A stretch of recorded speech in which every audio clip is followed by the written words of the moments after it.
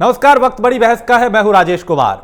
Samajwadi party के राष्ट्रीय अध्यक्ष अखिलेश यादव ने इटावा में ऐलान किया है कि समाजवादी पार्टी 2022 में छोटे दलों से गठजोड़ करेगी, लेकिन किसी बड़े दल से कोई तालमेल नहीं होगा। अखिलेश ने साथ ही ऐलान किया कि चाचा शिवपाल यादव के लिए इटावा की जसवंत नगर की सीट सपा ने छोड़ दी है। इतना ही नहीं, सरकार बनने पर उनको कैबिनेट मंत्री बनाया जाएगा। अखिलेश ने यह भी कहा कि उनकी पार्टी को एडजस्ट करने के बारे में भी विचार किया जाएगा। तो अखिलेश यादव ने कहा कि समाजवादी सरकार में लैपटॉप भी मिल जाता था। योगी सरकार कन्या सुमंगला योजना का लाभ देने का दावा करती है, लेकिन किसे मिल रहा है वो लाभ, और किसी को कुछ भी नहीं पता। धान खरीद में गड़बड़ी की गई। भारतीय जनता पार्टी के जनप्रतिनिधि ही धान खरीद पर सवाल उठा रहे हैं। जब एक कार्यकर्ता ने अखिलेश यादव से पूछा कि बिहार में किस तरह का परिणाम आया, उसके बाद सपा के 2022 में रणनीति क्या होगी, इस पर अखिलेश ने कहा कि रणनीति का खुलासा नहीं करेंगे, नहीं तो उन्हें जानकारी हो जाएगी। तो अखिलेश ने कहा कि लोकतंत्र में इतना बड़ा धोखा किसी के साथ नहीं हुआ होगा जितना बीजेपी ने वहां के लोगों के साथ किया। महागठबंधन को बेईमानी से हराया है। अखिलेश ने कहा कि जब चुनाव वहां के डीएम, एसपी और सीओ और सिपाही लड़ेंगे तो कौन जीतेगा। तो चुनाव बीजेपी नहीं लड़ रही, उनकी सरकार में जितने भी अधिकारी हैं सरकार में वो चुनाव लड़े। अखिलेश यादव ने यह भी कहा कि सपा 2022 के चुनाव में विकास कार्य और बीजेपी सरकार में किए गए भ्रष्टाचार के मुद्दे को लेकर जनता के बीच जाएगी। उपचुनाव के बाद अब नई रणनीति पे काम किया जा रहा है। समाजवादी पार्टी सक्रिय पूरी तरह से दिखाई दे रही है, और अब चूंकि जो सेमीफाइनल था वो तो हो चुका है, अब फाइनल की तैयारी है। 2022 विधानसभा चुनाव की तैयारी है और नए समीकरण हर दल अपने अपने हिसाब से बनाता है। समाजवादी पार्टी भी उसमें जुटी है, और दिवाली के दिन कुनबे का जो आपसी मेलजोल है उसको भी आगे बढ़ाते हुए अखिलेश यादव नजर आए। यानी चाचा शिवपाल यादव के लिए जसवंत नगर की सीट उन्होंने कहा कि हम छोड़ेंगे, और सरकार बनी तो उन्हें मंत्री भी बनाएंगे। यानी जो मनमुटाव थे उन्हें दरकिनार करके अब आगे बढ़ने का विचार किया जा रहा है। और बड़ी बात यह कि यह भी कहा कि बड़े दलों के साथ नहीं, छोटे दलों के साथ जाएंगे। यानी समाजवादी पार्टी ने क्योंकि कई एक्सपेरिमेंट किए हैं, प्रयोग किए हैं, बीएसपी के साथ भी, कांग्रेस के साथ भी, लेकिन हाथ निराशा ही लगी है। लिहाजा अब नए तरीके से, नई तरकीब के साथ, नए संगठनों के साथ, क्षेत्रीय दलों के साथ अखिलेश यादव 2022 की लड़ाई लड़ने की पूरी तैयारी कर रहे हैं। कृषि कानून से किसान बर्बाद हो गए, उन्होंने सरकार पे भी कई आरोप लगाए। बीजेपी का मकसद किसानों की कमर तोड़ना है, ये बड़ी बात वो कहते हुए नजर आए। और बीजेपी राज में मंडियों का अस्तित्व खत्म हो रहा है। इसके अलावा अखिलेश यादव ने यह भी कहा कि हम अपनी सरकार में किसानों को हर सुविधा देंगे,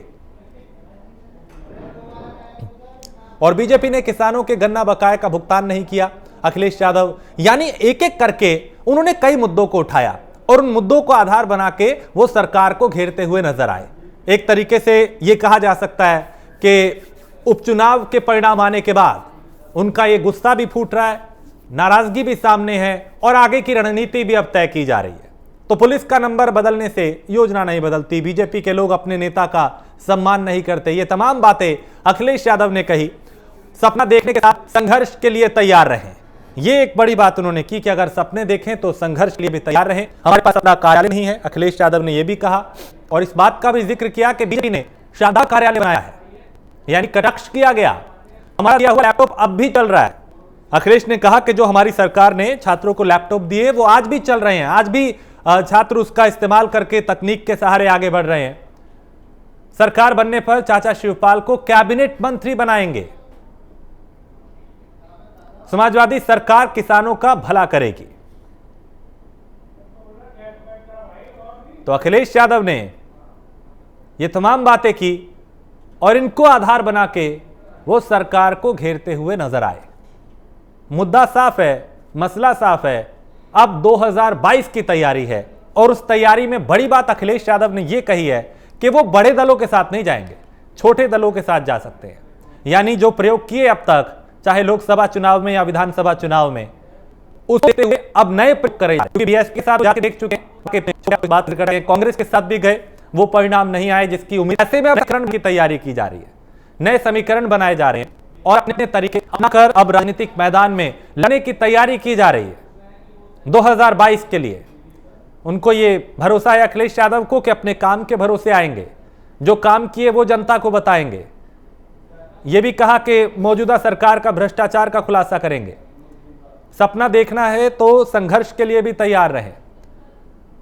तो अब यहां पे समाजवादी पार्टी नए समीकरण बनाती हुई नजर आ रही है, नए तरीके से आगे बढ़ने की तैयारी कर रही है, क्योंकि एक बात तो तय हो चुकी है इस उपचुनाव में कि जो लड़ाई है आने वाले चुनाव में 2022 में वो योगी बनाम अखिलेश होने वाली है, ऐसी संभावना है पूरी पूरी। क्योंकि ये परीक्षा सरकार की तो थी ही, विपक्ष की भी थी। विपक्ष की इसलिए कि कौन विपक्षी नेता नेतृत्व कर रहा है, कौन विपक्ष की बुलंद आवाज को उठा सकता है, मुद्दों को उठा सकता है। तो यह समाजवादी पार्टी खुद को तैयार करती, उन्होंने कहा कि बीजेपी किसानों की कमर तोड़ना है। तो इटावा में यह बयान किया और कई छोटे दलों से गठजोड़ करेंगे, लेकिन किसी बड़े दल से कोई तालमेल नहीं होगा। तो अखिलेश ने साथ ही ऐलान यह भी किया कि चाचा शिवपाल यादव के लिए इटावा की जसवंत नगर की सीट छोड़ दी है। यही नहीं, सरकार बनने पर उनको कैबिनेट मंत्री बनाया जाएगा। अखिलेश ने उनकी पार्टी को एडजस्ट करने के बारे में भी विचार किया है। उन्होंने कहा कि इस पर विचार किया जाएगा कि आगे कैसे बढ़ा जाए। तो समाजवादी सरकार में लैपटॉप मिल जाता था, यह भी उन्होंने कहा।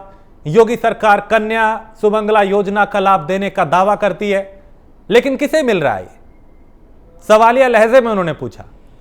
धान खरीद में गड़बड़ी का भी आरोप लगाया और कहा कि बीजेपी के जनप्रतिनिधि ही धान खरीद पर सवाल उठा रहे हैं। तो जब एक कार्यकर्ता ने अखिलेश से पूछा कि धान जिस तरह परिणाम आया, उसके बाद 2022 में रणनीति क्या, उन्होंने कहा कि रणनीति आई जा रही है और शायद ये भी एक उसी रणनीति है जो ने कहा कि अब बड़े दल नहीं छोटे दलों के साथ समीकरण बना के आगे बढ़ा जाएगा। तो अखिलेश यादव ने समाजवादी, उन्होंने कहा कि सरकार किसानों का भला करेगी, समाजवादी सरकार, और 2022 में ही किसानों का भला होगा। यानी यह संकेत कि 2022 में बदलाव होगा, कृषि कानून से किसान बर्बाद हो जाएगा, यह भी अखिलेश ने कहा। तो बीजेपी का मकसद किसानों की कमर तोड़ना है, यानी किसान, महिला सुरक्षा, भ्रष्टाचार और कई दूसरे मुद्दों को उठा के अखिलेश यादव वक्त वक्त पे सरकार को घेरते रहे हैं। लेकिन उनकी इन बातों का जनता पर कितना असर हो रहा है, यह बड़ी बात है। क्योंकि अभी माना यह जा रहा था कि जो उपचुनाव हुआ उसमें वो ज्यादा सीटें ला सकते हैं, सेंधमारी कर सकते हैं, लेकिन एक सीट समाजवादी के खाते में गई, उन्हें उसी से संतोष करना पड़ा, इसलिए भारतीय जनता पार्टी के पास आई। तो उपचुनाव तो यह कहता है कि जनता बदलाव नहीं चाहती, ऐसी प्रतिक्रियाएं भी आई। मुख्यमंत्री ने कहा कि ये 2000 के परिणाम दोहराए हैं, 2022 में भी ऐसा होगा। इसके अलावा अलग अलग समीक्षकों की अलग अलग राय इस पर, लेकिन वो 2022 तय करेगा। अभी काफी वक्त है, तैयारियां की जा रही हैं। क्या वो मुद्दे होंगे, किन मुद्दों को आधार बनाया जाएगा? क्योंकि मौजूदा वक्त में भी चाहे कानून व्यवस्था हो, महिला सुरक्षा हो, किसानों की बात हो, युवाओं की बात हो, बेरोजगारी की बात हो, भ्रष्टाचार की बात हो, इन तमाम मुद्दों को आधार बनाकर समाजवादी पार्टी सरकार को घेरती रही है। लेकिन उपचुनाव में ऐसा लगता है कि उन मुद्दों का असर नहीं हुआ। अब एक राय यह भी है जानकारों की, पॉलिटिकल पंडितों की, कि प्रदेश बहुत बड़ा है और 7 सीटों पर ही उपचुनाव था, उससे पूरे प्रदेश का अनुमान नहीं लगाया जा सकता। लेकिन क्या 2022 की तैयारी क्या होगी, क्या रणनीति होगी, इस पे भी चर्चा करेंगे। हमारे साथ कुछ मेहमान जुड़े हैं। विजय खैरा है प्रवक्ता भारतीय जनता पार्टी के, मनोज पांडे है प्रवक्ता समाजवादी पार्टी के, अजय शर्मा है वरिष्ठ पत्रकार, अब से कुछ देर में वो भी हमारे साथ जुड़ चुके हैं अभी, और सुरेंद्र राजपूत है प्रवक्ता कांग्रेस के। आप सभी का बहुत स्वागत है। सबसे पहले मैं मनोज जी आपके पास आऊंगा, और ये जो अब उपचुनाव के बाद नई रणनीति पे काम किया जा रहा है, इसके बारे में थोड़ा खुल के बताएं कि बड़े दलों के साथ नहीं जाएंगे, छोटे दलों के साथ जाएंगे। क्या जो प्रयोग किए थे वो असफल हुए, इसलिए अब नए समीकरण बनाने की तैयारी? देखिए, हर चुनाव के बाद जो निर्णय और परिणाम आता है, वो हार हो या जीत हो, राजनीतिक दल अपने हिसाब से नई रणनीति बनाते हैं। और मैंने ये पहले भी कहा कि हर चुनाव से राजनीतिक दलों को बहुत कुछ सीखने का अवसर मिलता है जी। जो चुनाव परिणाम आए हैं, चाहे वो चुनाव का रहा हो और चाहे बगल बिहार के राज्य का जो चुनाव परिणाम आया है, समाजवादी पार्टी उस पर अपनी एक नई रणनीति बनाएगी और नई रणनीति के हिसाब से वो उत्तर प्रदेश में आएगी। जहां तक देखिए ये कहना कि जो जन समस्याएं थी उसको जनता ने नकारा है, मैंने ये पहले भी कहा है कि जो उपचुनाव होते हैं ये कभी जनरल चुनाव के दृष्टांत नहीं होते हैं। जनरल चुनाव दूसरे मुद्दे पर होता है और उपचुनाव में कई मुद्दे होते हैं, जैसे जिनकी डेथ हुई हो उनके परिवार के लोग खड़े हैं, सहानुभूति का मुद्दा होता है, राज्य सरकार का मुद्दा होता है, राज्य सरकार के कोटेदार का, प्रधानों के दबाव का, प्रशासन का, ये तमाम हथकंडे उसमें अपनाए जाते हैं। अगर आप उपचुनाव के पिछले रिकॉर्ड अगर आप देखेंगे तो लगभग 19 ऐसे उपचुनाव हुए हैं जिनमें बहुमत सत्ताधारी पार्टी को ही मिला है, इसलिए उपचुनाव से आप जनरल चुनाव को नहीं जोड़ करके देख सकते हैं। लेकिन मनोज जी ये कहना, क्योंकि हमने देखा कि आप लोग बीएसपी के साथ भी गए, कांग्रेस के साथ भी गए, समीकरण बनाए गए, लेकिन शायद उम्मीदों पे खरे नहीं उतरे, इसलिए अब आप कह रहे हैं कि बड़े दलों के साथ नहीं जाएंगे, छोटे दलों को साथ लेके आगे बढ़ेंगे। बिल्कुल बिल्कुल, हमारे राष्ट्रीय अध्यक्ष जी ने और राष्ट्रीय नेतृत्व ने इसको स्वीकार किया है कि जो छोटे छोटे दल हैं उत्तर प्रदेश में हम उनको साथ लेकर के चलेंगे। बड़े दलों के साथ हमारा जो प्रयोग रहा उसको हम बहुत अच्छा नहीं मानते हैं अपनी रणनीति के हिसाब से, तो छोटे दलों को साथ लेकर के चलेंगे। और छोटे दल आज निश्चित रूप से विभिन्न कमजोर लोगों की आवाज उठा रहे हैं, उनकी लड़ाई लड़ रहे हैं और समाजवादी पार्टी उनको साथ लेकर के चलने का प्रयास करेगी। ठीक है, सुरेंद्र राजपूत, मैं आपकी टिप्पणी इस पे चाहता हूं कि अखिलेश यादव ये कह रहे हैं कि हम अब बड़े दलों के साथ नहीं छोटे दलों के साथ आगे बढ़ेंगे, समीकरण बनाएंगे। और चूंकि आपसे सवाल इसलिए चूंकि आप भी समाजवादी पार्टी के साथ कांग्रेस चुनाव लड़ चुकी है, बीएसपी के साथ भी उन्होंने प्रयोग किया, तो क्या मैं इस पे पहले आपकी टिप्पणी चाहता हूं, उसके बाद कई सवाल उस पर जवाब लूंगा आपके। देखिए, अभी समाजवादी पार्टी के अध्यक्ष ने अखिलेश यादव जी के बयान पर उनके मंत्री मनोज पांडे जी ने टिप्पणी दे दी है, तो इसके बाद मेरे ख्याल से कुछ नहीं बचता है। श्री अखिलेश यादव जी और उनकी पार्टी जिस तरीके से चाहती उस तरीके से चलेगी, कांग्रेस जिस तरीके से चाहती है उस तरीके से चलेगी। राजनीति में परमिसेबल कॉम्बिनेशन होते हैं, इससे पिछले वाला हम लोगों का प्रयोग था वो शायद आवाज नहीं आ पा रही, मैं दोबारा आपके पास आता हूं, आपकी आवाज नहीं पहुंच पा रही, मैं दोबारा रुक करूंगा।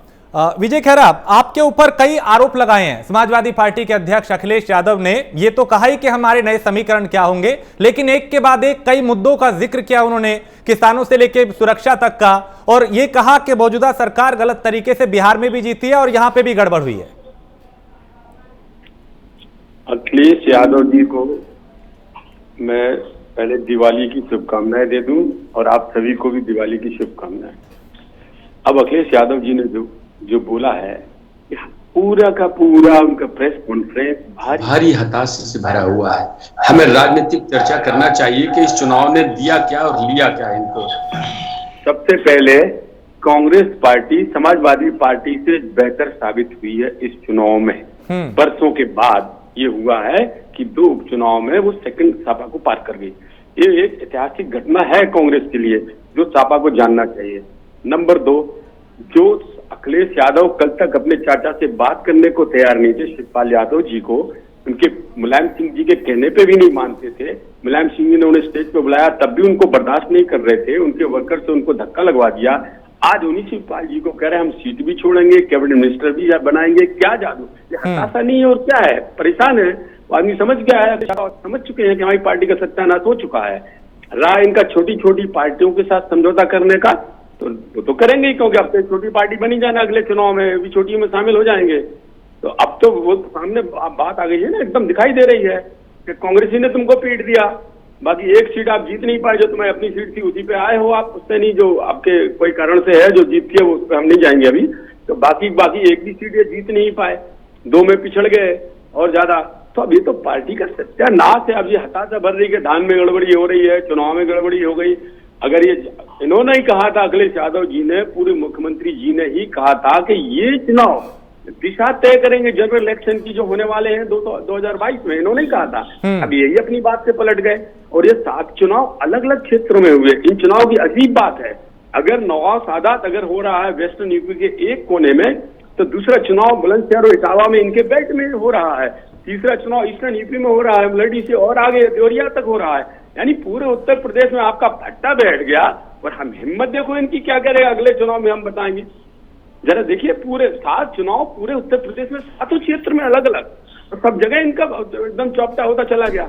फिर भी ये कह रहे हैं, गड़बड़ी बता रहे हैं।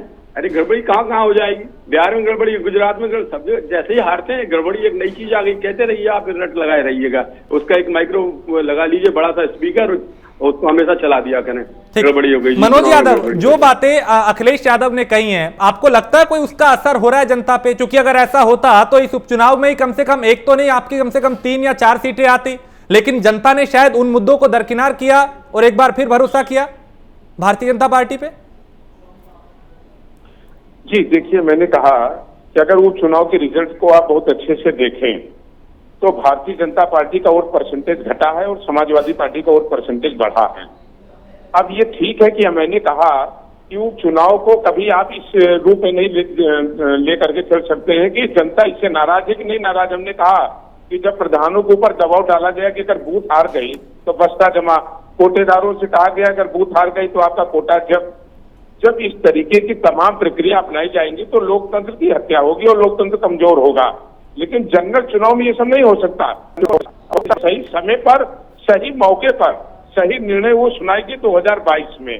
जो भारतीय जनता त्रस्त है, नौजवान बेरोजगारी से आत्महत्या, उत्पादन का मूल्य नहीं पा रहा है, धान बेचने को मजबूर है, मंडी समितियां बंद की जा रही है, डेवलपमेंट का काम कोई जमीन में हो नहीं रहा है। तो आज उत्तर प्रदेश में जो दुश्वारियां हैं आम जनता के सामने, आज व्यापार खत्म हो चुका है, जीडीपी 0 से नीचे चली गई है। कोविड-19 के नाम पर जितना बड़ा उत्तर प्रदेश में भ्रष्टाचार हुआ, हमें लगता है जितना बड़ा भ्रष्टाचार कभी भारत में नहीं हुआ होगा। ये तमाम मुद्दे हैं और जनता सही समय पर सही वक्त का इंतजार कर रही है, सही वक्त पर वो निर्णय देने का काम करेगी।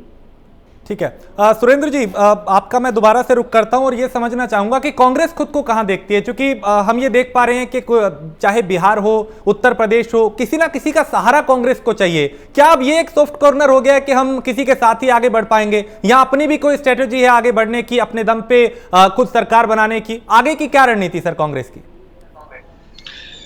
अब एक बड़ा पुराना सा शेर था ना कि वक्त आने पर बता देंगे तुझे है आसमां, हम अभी से क्या बताएं क्या हमारे दिल में है।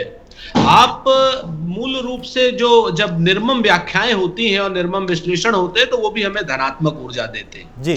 अभी सारी की सारी बातें हो रही है उत्तर प्रदेश को लेकर के, बिहार को लेकर के बात करेंगे तो बिहार को लेकर के मैं सिर्फ एक लाइन में बता दूं कि हमारा बिहार का गठबंधन 37.3% वोट पाया है और भाजपा का गठबंधन 37.34% वोट पाया है, यानी 0.04% ज्यादा। और उसके बाद क्या क्या बेईमानियां हुई है वो आपके सामने है, और इन टोटलिटी में 12,000 वोट उनके ज्यादा है।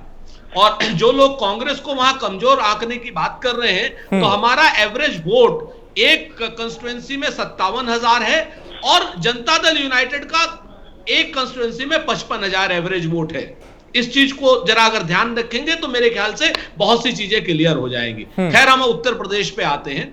उत्तर प्रदेश में एक चीज जान लीजिए कि जैसे आज अखिलेश यादव जी पर बहस हो रही थी, अखिलेश यादव जी का प्रोवोकेटिव है, वो अपनी पार्टी का समझौता किससे करते हैं किससे नहीं करते हैं वो उनके मंत्री श्री मनोज पांडे जी बताएंगे, अखिलेश यादव जी बताएंगे। निश्चित तौर पर वो छोटे दलों से चाहे समझौता करें, कांग्रेस किसी पार्टी से समझौता नहीं करने जा रही है। छोटे दलों की कभी कोई बात आएगी, छोटे ग्रुप्स की कोई बात आएगी तो कांग्रेस बात करेगी, लेकिन किसी भी मुख्य दल से कांग्रेस का कोई समझौता नहीं होगा।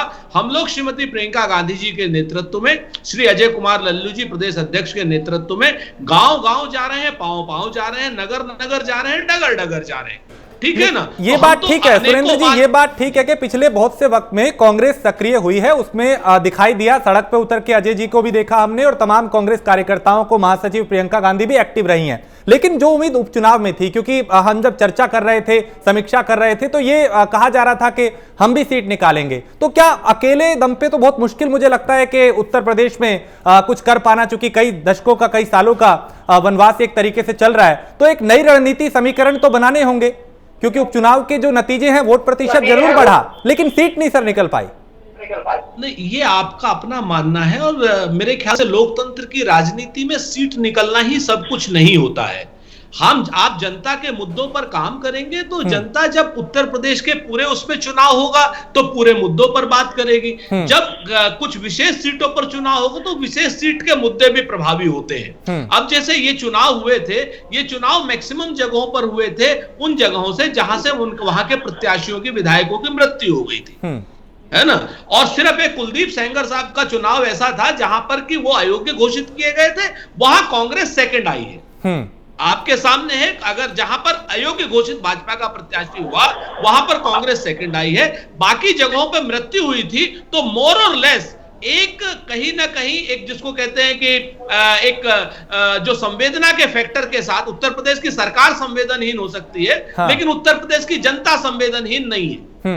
आप देखिए मल्हनी में उसने सपा को जिताया, आप देखिए घाटमपुर में उन्होंने भाजपा को जिताया, आप देखिए उन्होंने जो है बुलंदशहर में वीरेंद्र सरोही जी की पत्नी को जिताया, आप देखिए उन्होंने नौगांव सादात में उन्होंने चेतन चौहान साहब की पत्नी को, संगीता चौहान जी को जिताया। तो ये जनता संवेदनशील है, जनता भारतीय जनता पार्टी और उसके नेतृत्व के तरीके से संवेदनहीन नहीं है, तो उन्होंने ये काम किया।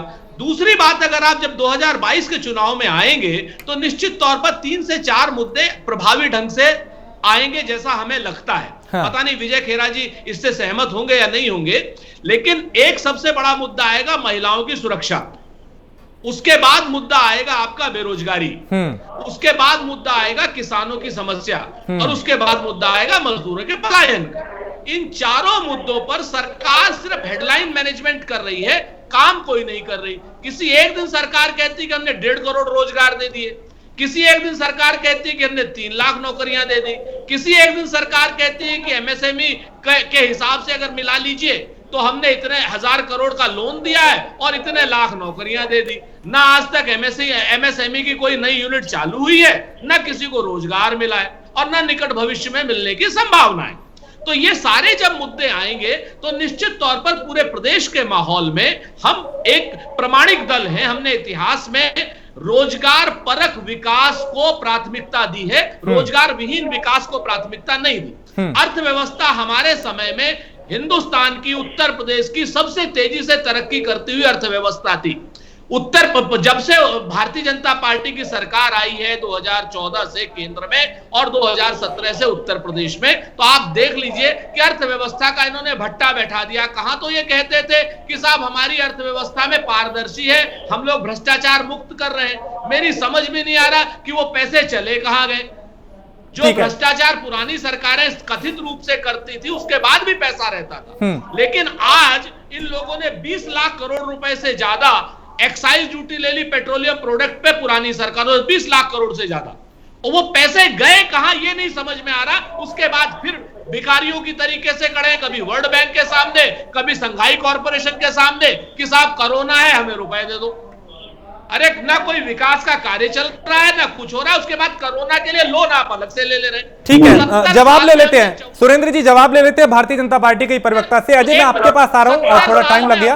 विजय जी, करोड़ रुपए लोन लिया और इन्होंने मात्र 6 साल में 80 लाख करोड़ रुपए लोन ले लिया। ये अजीब किस्म की सरकार है, पता नहीं कहां साइफनिंग कर रही है। राजपूत जी, आपने जो बोला है मैं आपकी सारी बातों का जवाब दे दूंगा।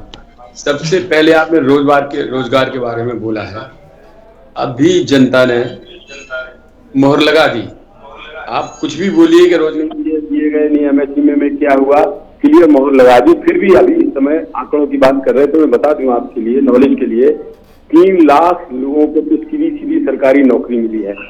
उसमें भी पुलिस विभाग में 1,37,000, बेसिक शिक्षा में 28,000, लोकसभा आयोग में 16,000, 8,000 से अधिक चयन बोर्ड में, 14,000 से अधिक चिकित्सा विभाग में।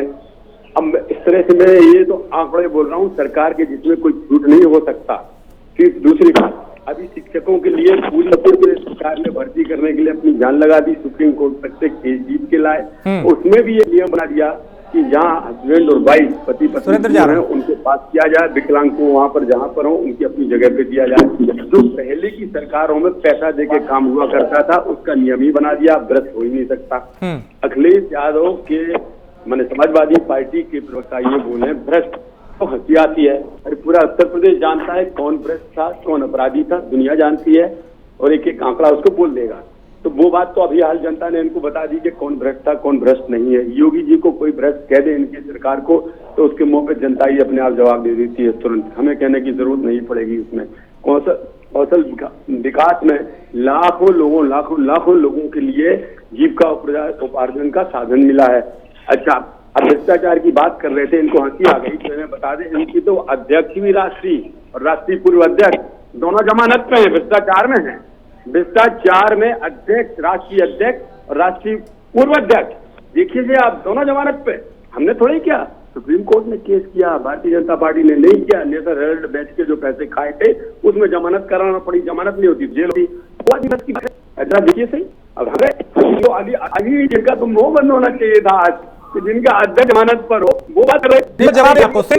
आप योगी को और मोदी को जब भी भ्रष्ट शब्द बोलेंगे जनता आपको सबसे धप्पा देगी। जनता हमें वो कहने की जरूरत ही नहीं पड़ेगी कोई चीज। कोई सुरेंद्र राजपूत कृषि बिल पर, कृषि की बात कर रहे हैं, अरे किसानों ने तो वोट दिया ही है, कृषि बिल पर भी ठप्पा लगा दिया उत्तर प्रदेश और बिहार के किसानों ने। आज गुजरात के किसानों ने लगा दिया कृषि बिल पर ठप्पा।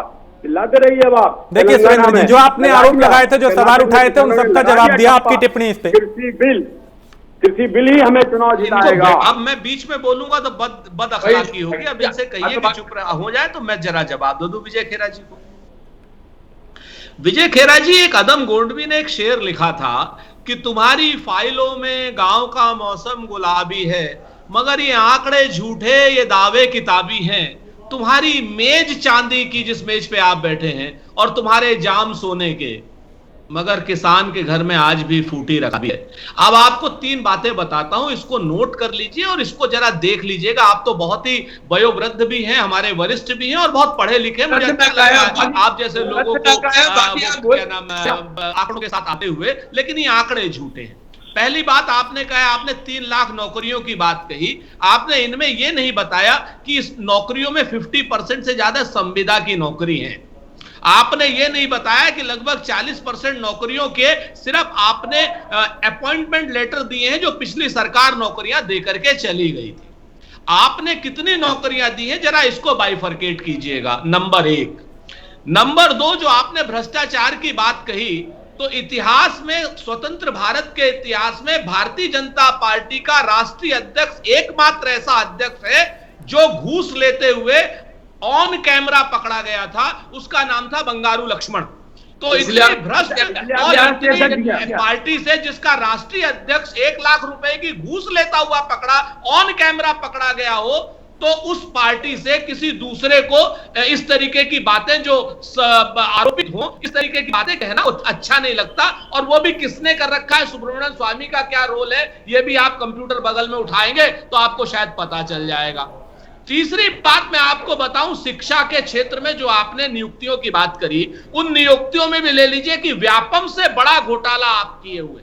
वरना अगर व्यापम से बड़ा घोटाला नहीं किया होता आपने, तो व्यापम के आरोपियों का नाम आते ही इलाहाबाद के 3 एसएसपी को आपने जो है बदल दिया, सिर्फ इस वजह से कि वो लोग दोषियों के पास जा रहे थे। और वो जो योगी सरकार में सिंगल विंडो सिस्टम है ना, सिंगल विंडो सिस्टम समझिएगा, उस सिंगल विंडो सिस्टम के भ्रष्टाचार में जो लोग नहीं आए, उसी की वजह से शिक्षा विभाग की नौकरियां अटकी हुई।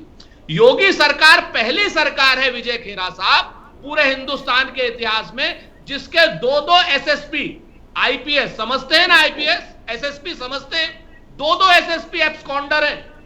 मणिलाल पाटीदार हत्या के आरोप में जिस सरकार का एसएसपी एब्सकॉन्डर हो, वो सरकार कहती है कि हम बहुत अच्छे हैं। शर्म की बात है।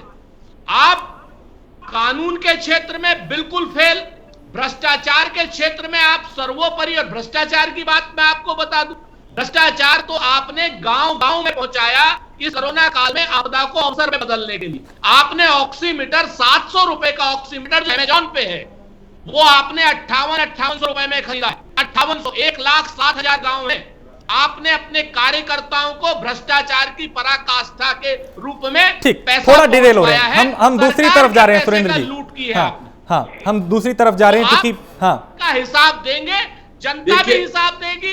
जनता किसको तमाचा मारेगी, ठीक है, वो जनता तय करेगी। अभी लड़ाई बहुत लंबी है, कई मुद्दे हैं जिसपे जनता को भी सोचना और समझना है। अजय, मैं आपके पास आऊंगा। बात 2022 की हो रही है, बात समाजवादी पार्टी की रणनीति की हो रही है, बात यह भी कि क्या मुद्दे हैं जिसपे आगे की रणनीति तय होगी। लेकिन जो समाजवादी पार्टी है उनका यह कहना कि हम बड़े दलों के साथ नहीं गठबंधन करेंगे, छोटे दलों के साथ जाएंगे, इसके क्या मायने समझें?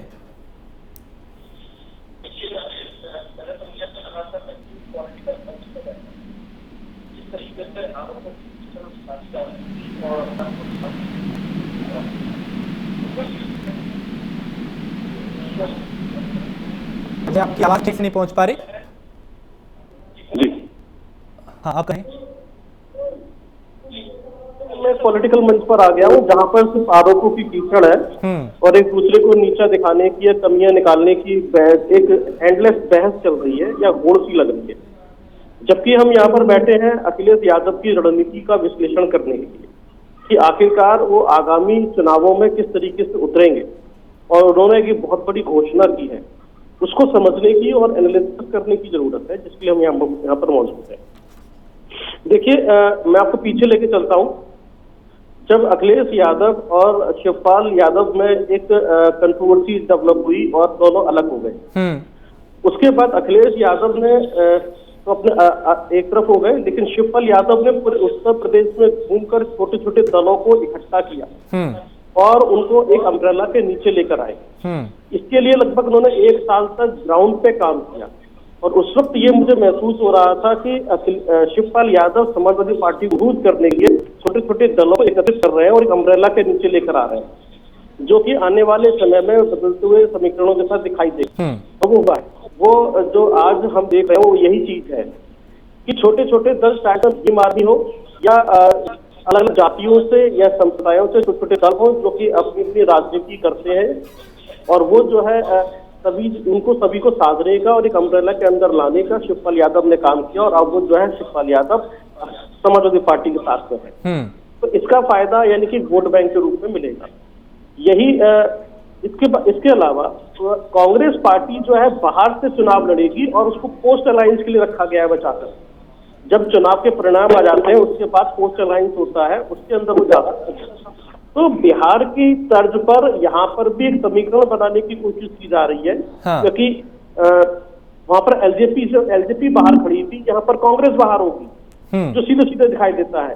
बाकी जिस तरह से वहां पर बीआईपी या हम पार्टी या अलग छोटे दलों इकट्ठे थे, वहां पर महागठबंधन बना था, ऐसी समाजवादी पार्टी छोटे दलों के साथ चुनाव लड़ेगी, और क्योंकि उनका सामना वैसी से भी होगा, उसी ने कह दिया है कि उत्तर प्रदेश में चुनाव अपनी जो है ताल ठोकेंगे, तो ओवैसी के मौलाना कितने वोटों को प्रभावित कर पाएंगे और उसका फायदा कितना बीजेपी को होगा, उसको काटने के लिए उनकी क्या रणनीति है, ये एक चर्चा का विषय होनी चाहिए।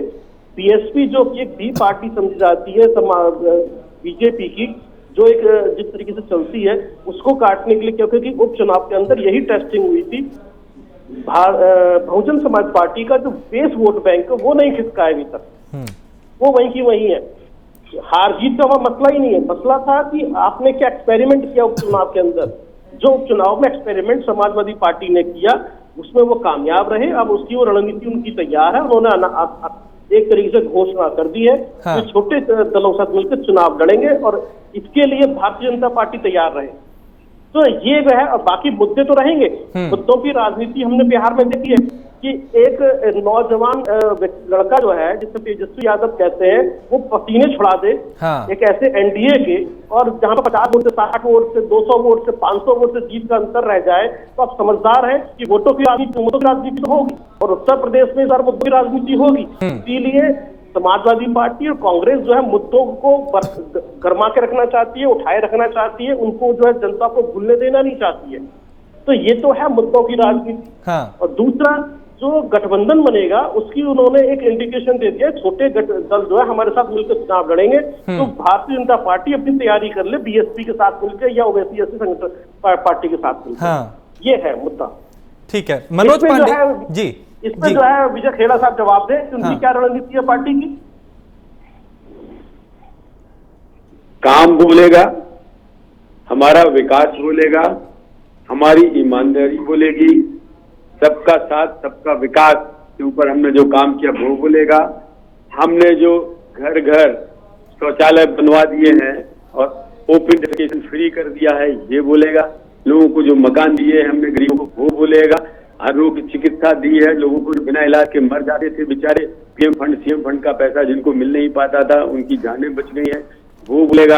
अंत है किसान की जो हमने दशा सुधारी है, 1.5 समर्थन मूल्य दिया है खुल के, ये सब बोलेगा। जो नया कृषि बिल है वो बोलेगा। इतने काम है, अनगिनत हैं कि हमको और कोई नई चीज की आवश्यकता ही नहीं है। ये हमारा अपने आप विकास और किसानों की भलाई, ये सब बोलेगी और ये अपने आप सामने आएगी। और एक किसान समझ रहा है, आप कितना बरगलाते रहिए, कुछ बोलते रहिए, ये भी लोगों को पता है कि इस समय बेरोजगारी समस्या है, पूरे विश्व में समस्या है, पूरे भारत में समस्या है, चाहे वो कांग्रेस शासन किसी प्रदेश में हो और चाहे किसी का शासन हो। ये भी सबको पता है, कोविड की समस्या से जूझ रहा है देश इस समय। ये इतना जनता सब समझती है।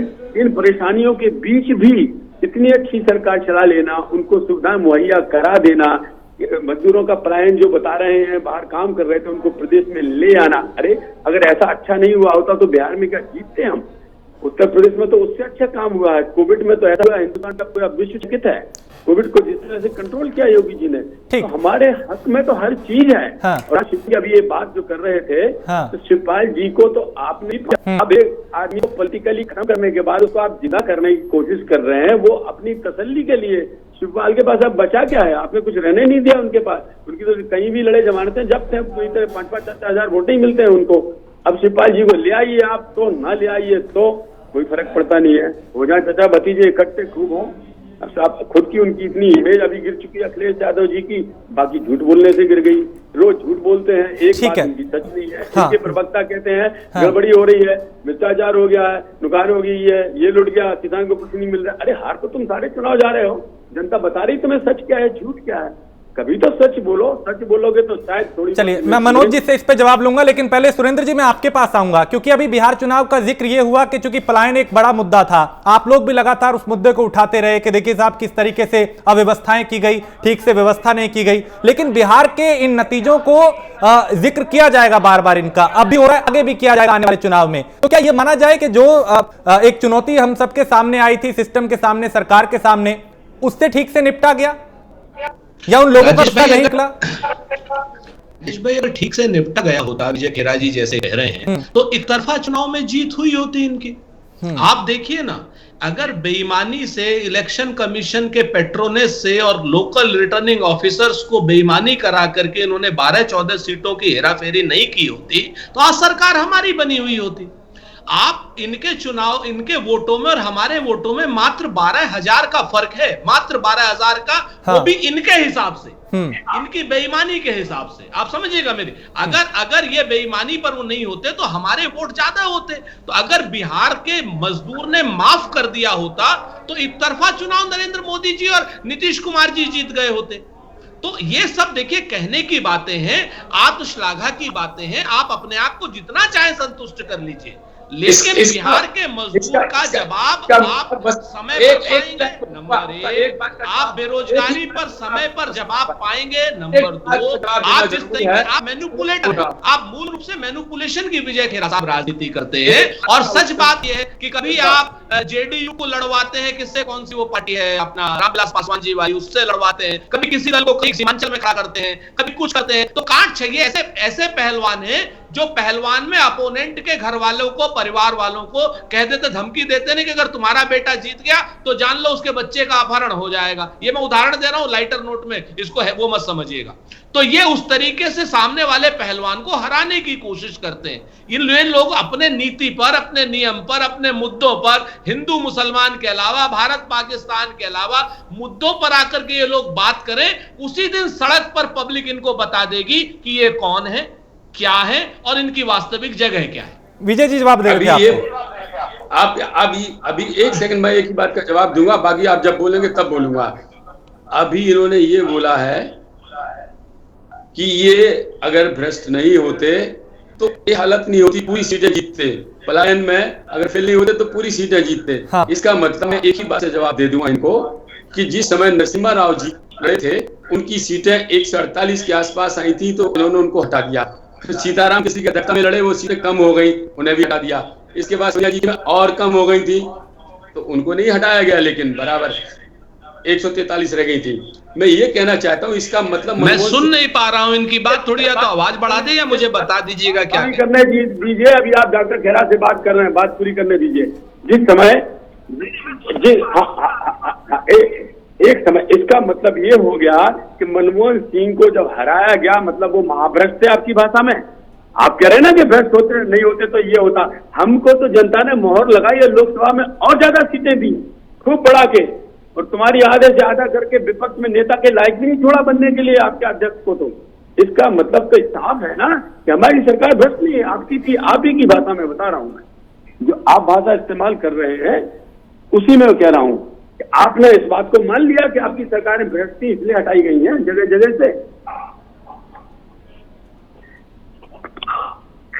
ये विजय जी, आप मूल रूप से, मैं आपकी पूरी बात नहीं सुन पाया। अब मुझे नहीं मालूम आपने क्या कहा क्या नहीं कहा, लेकिन अगर भ्रष्टाचार की कहीं पकड़ हुई हो तो मुझे बता दीजिए। 2G में, 3G में, जीजा जी में, सारे जी में आप हम लोग तो साफ छूटते आ रहे हैं। और कोयला जी में जो है, कोल के ब्लॉक में भारतीय जनता पार्टी के मंत्री सजा पाते आ रहे हैं। यानी भ्रष्ट कौन? अटल बिहारी वाजपेयी से लेकर नरेंद्र मोदी की सरकार के कैबिनेट मंत्री को कोर्ट ने सजा दी है, दिलीप भूरिया नाम है उसका। और भ्रष्ट लेके आते हैं, आरटीआई को खत्म करने का काम आप करते हैं, तो भ्रष्ट हम की आप राइट टू इंफॉर्मेशन को आप जनता ने बताया कोशिश क्यों कर रहे हैं? जनता ने अच्छी तरह बताया भ्रष्ट कौन है। अब ये तो फैसला जनता का है ना, उसने कर दिया। दो बार कर दिया, आप परेशान हो गए। हिंदुस्तान में भ्रष्टाचार कर दिया आपको। 3 साल का सजा है आपका, 3 साल का अपराधी भाजपा मंत्री है। कोल ब्लॉक आवंटन में, कोल घोटाले, कोल स्कैम में कांग्रेस का नहीं है। सर मुद्दे से भटक रहे हैं सर, वापिस उत्तर प्रदेश का आइए, 2022 की बात करते हैं। ठीक है, नहीं ऐसे डिरेल हो रही है पूरी डिबेट। मनोज पांडे, मैं आपके पास आऊंगा। चुनाव से पहले बीएसपी समाजवादी पार्टी भी आमने सामने आ गई थी, विपक्ष जो था वो बिखरा हुआ नजर आ रहा था। क्या इसी का फायदा भारतीय जनता पार्टी को हो रहा है? और अगर आने वाले वक्त में भी विपक्ष जो है इस तरीके से बिखरा रहेगा तो जाहिर है पार्टी को जो इसका नुकसान होगा और सत्ता पक्ष को फायदा होगा। इस बारे में कभी सोचा है?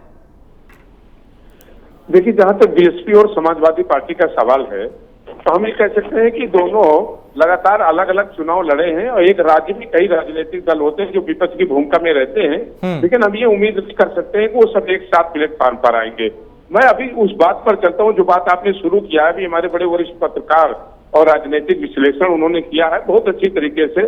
जो भारतीय जनता पार्टी के हमारे कुछ साथी और भाई वो बिहार के चुनाव में इतना इतरा रहे हैं, उन्हें जानना चाहिए और अपने दिल के अंदर झांकना चाहिए कि भी जो बिहार में वो चुनाव है वो आखिर क्या बता रहा है। वो बता ये रहा कि जनादेश तो जो है वो तेजस्वी के साथ था, तेजस्वी के अलायंस के साथ था।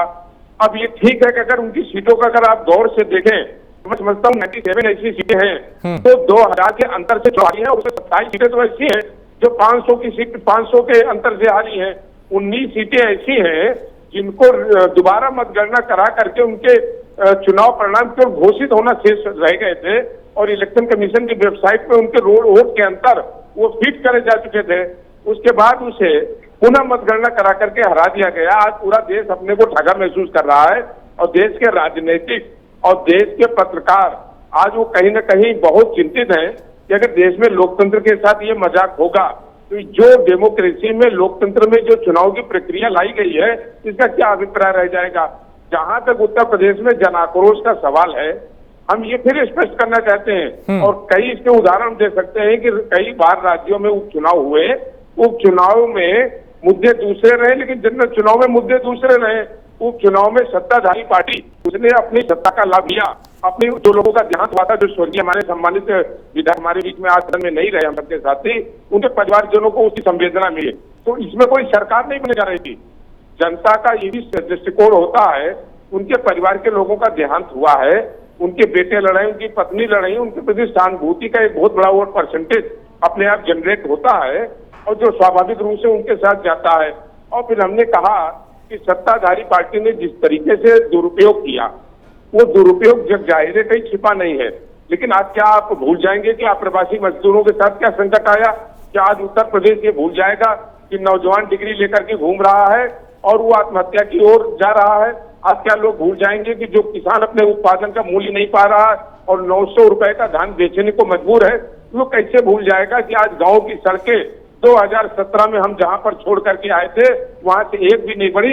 हाँ, एक काम हुआ, इसके लिए मैं इनको बधाई दूंगा कि आदरणीय अखिलेश यादव के जो विकास कार्य थे उन पर नए तरीके से लोकार्पण करके अपनी पीठ इन्होंने ठोकने का जो काम किया है और एक नया विकास कार्य इन्होंने शुरू करने का काम नहीं किया। अजय शर्मा, 2022 की तस्वीर क्या बनती दिखाई दे रही है? क्योंकि अब यहाँ पे जो समाजवादी पार्टी ने प्रयोग किया था, चाहे बीएसपी के साथ जाने का, चाहे कांग्रेस के साथ जाने का, अब उस दिशा की तरफ नहीं बढ़ा जा रहा, यानी अब नया प्रयोग किया जाएगा, छोटे दलों के साथ जाया जाएगा। ऐसे में 2022 की तस्वीर क्या होगी, क्या समीकरण बन सकते हैं? देखिए राजेश, 2022 के समीकरण वही है जैसे मैंने बताया, बिहार की तर्ज पे रहेगा और छोटे छोटे दल मिलके जो है चुनाव लड़ेंगे और कांग्रेस जो है बाहर से ही जो है समर्थन देगी या एक अदृश्य समर्थन की हम जो बात करते हैं वो रहेगा उसके अंदर और पोस्ट अलायंस में उसका काम रहेगा। क्योंकि कांग्रेस की जो भूमिका रहेगी वो भारतीय जनता पार्टी से अलग तरीके से टक्कर लेने की रहेगी, जैसा कि बिहार में हुआ। बिहार के अंदर कांग्रेस पार्टी ने उन सीटों पर चुनाव लड़ा या उन सीटों पर चुनाव लड़ा जो कि भारतीय जनता पार्टी जिन पे स्ट्रांग थी, वहां टक्कर दी उसने। तो ऐसे ही उत्तर प्रदेश के अंदर भी कांग्रेस पार्टी जो है एक टक्कर देने के मूड में है और उसमें उसको कितनी सक्सेस मिलेगी वो है, क्योंकि पोलराइजेशन तो जरूर होगा उत्तर प्रदेश के अंदर। वो आप देख चुनाव आएंगे तो पोलराइजेशन को होगा और पूरी तरीके से क्योंकि ओवैसी वहां मौजूद रहेंगे। तो ऐसे में बीएसपी बाहर से क्या करती है, कांग्रेस बाहर से लेकर क्या करती है, लेकिन छोटे दलों समाजवादी पार्टी मिलाकर उसमें रहेगी। सुखदेव पार्टी की क्या भूमिका रहेगी, ये भी सबसे इंटरेस्टिंग फैक्टर रहेगा, क्योंकि ये सब लोग एक तरफ हो जाएंगे और भारतीय जनता पार्टी और जो ओवैसी अगर आते हैं तो उनका किस तरीके से वो चुनाव लड़ेंगे, ये देखने वाली बात होगी और आने वाले समय पता चलेगा कि किस तरह के समीकरण बैठ रहे हैं। लेकिन पहली नजर में अभी जो समीकरण है वो यही है कि छोटे छोटे दलों को के साथ मिलकर लड़ा जाएगा, जिसके ऊपर शिवपाल यादव ने लगभग 1 से 2 साल काम किया। सुरेंद्र जी, एक वक्त की कमी है, एक टिप्पणी मैं आपसे चाहता हूं कि विपक्ष का जो बिखराव है सर, क्या नहीं लगता कि विपक्ष को उससे नुकसान होगा? क्योंकि विपक्षी दल जो है वो आपस में ही एक दूसरे से उलझे हुए नजर आते हैं, इसका फायदा कहीं ना कहीं सत्ता पक्ष को होता है। समीक्षा कैसा कहते हैं? देखिए राजेश जी, बहुलतावादी लोकतंत्र की खूबसूरती ही यही है कि इसमें पक्ष और विपक्ष दोनों ही बिखरे या दोनों ही संयुक्त होते हैं। जनता को जिसको चुनना होता है वो चुनती है। आप ये नहीं कह सकते कि भारतीय जनता पार्टी आज की डेट में खतरा है तो सारे लोग एक हो जाएं, नहीं। हमारा ये मानना है बहुलतावादी लोकतंत्र में जितने दल हैं उनके अपने नीति है, नियम है, उनके अपने संविधान है, उनके अपने सिद्धांत है। अपने सिद्धांतों में 10 में से 5 चीजों में एक दूसरे से मिले हुए हैं तो वहां पर उनकी बात हो सकती है समझौते की। जहां पर नहीं है वहां पर विरोधाभास होते हैं। हम लोग भारतीय जनता पार्टी की तरीके से नहीं है जो कि जीते हुए विधायकों को खरीद करके लोकतंत्र का अपहरण करते हैं या लोकतंत्र का मखौल उड़ाते हैं। आप देखिए, खतरा जो है विपक्ष के बिखराव से नहीं है, खतरा भारतीय जनता पार्टी की उस नीति से है कि जो ये मध्य प्रदेश में लागू करते हैं, जो ये लागू करते हैं राजस्थान में, जो ये लागू करते हैं गोवा में, जो ये लागू करते हैं क्या नाम देहरादून में, जो ये लागू करते हैं मणिपुर में। तो ये इस तरीके से जब ये दूसरी पार्टी के विधायकों को तोड़ते हैं, उनको दबाव देते हैं, हाँ, और जो ये लागू करते हैं राज्यसभा में, पहले क्या नाम इस्तीफा दिलवाते हैं, फिर उन्हीं सीटों पर उन्हीं लोगों को दोबारा से क्या नाम नामित करते हैं अपने दल की तरीके से। लोकतंत्र के लिए, बहुलतावादी लोकतंत्र के लिए, भारत के लिए, संविधान के लिए भारतीय जनता पार्टी का ये जो चेहरा है ये खतरनाक है। ये अटल जी के समय में नहीं होता था, ये अडवाणी जी के समय में नहीं होता था, दुर्भाग्य से ये मोदी जी के समय में हो रहा है। और यही सबसे ये झूठों से, ये भ्रष्टाचार से, सांप्रदायिकता से, ये इन सबसे बड़ी भ्रष्टाचार है भारतीय जनता पार्टी की, जिसके लिए जब भी मौका आएगा जनता इन्हें कभी क्षमा नहीं करेगी। चलिए आप देख लीजिए, आप देख एक सेकंड कमी है। हाँ, मैं 10 सेकंड आपको देता हूं सर, बहुत जल्दी से। किसने कहा था कि मुसलमानों का प्राकृतिक स्रोतों पर सबसे पहला अधिकार है? मनमोहन सिंह ने कहा था। कौन करता है धर्म की राजनीति, कौन सांप्रदायिकता फैलाता है, ये किसने बोला था? मनमोहन सिंह जी ने बोला था। अब बताइए, हिंदू मुस्लिम को बांट के कांग्रेस का खेल अब खत्म हो चुका है और भाजपा। चलिए, जनता सब जानती है, जनता सब समझती है। आगे आने वाले वक्त में क्या होगा, क्या मुद्दे हावी रहेंगे, ये एक बड़ा सवाल है। आप चर्चा में शामिल हुए, विजय खेरा, आपका बहुत शुक्रिया।